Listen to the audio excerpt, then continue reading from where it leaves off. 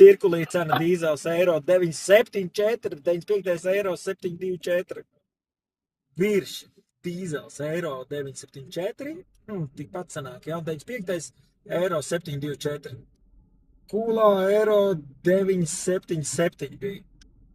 Nu, re, un te ir galvenais tanks, Lielupes dusā dīzels eiro 957 un 95 benzīns eiro 707. Vēl pakāpies.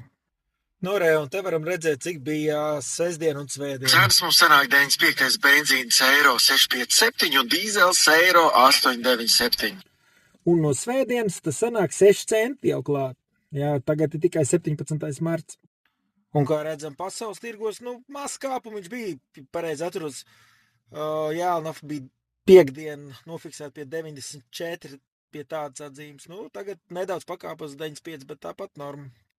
Jautājums par dīzeļu cenu. Re, kur ir Nestē. Un te man ir formula kalkulatorā. Vai šitas būs šodien spēkā? Tātad formula.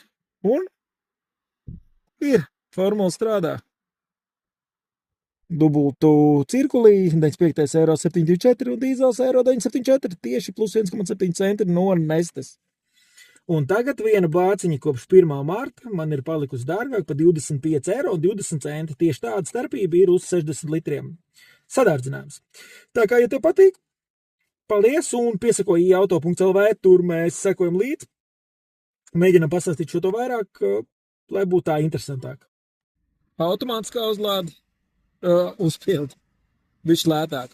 Dīzels eiro 957 un 95 eiro 707. Jautājums, kad mēs piedzīvosim 2 eiro. Kaut kur it kā jau bija, bet es tomēr to neredzēju, tātad tas neskaitās.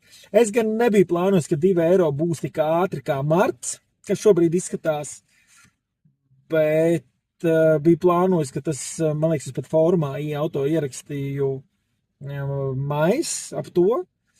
Ja pareizi atceros, bet šobrīd, jā, 2 būtu jābūt jau martā. Un ja šitā turpināsies, es pats neticu, ka līdz 3 eiro nonāksim. Jā, es tam neticu.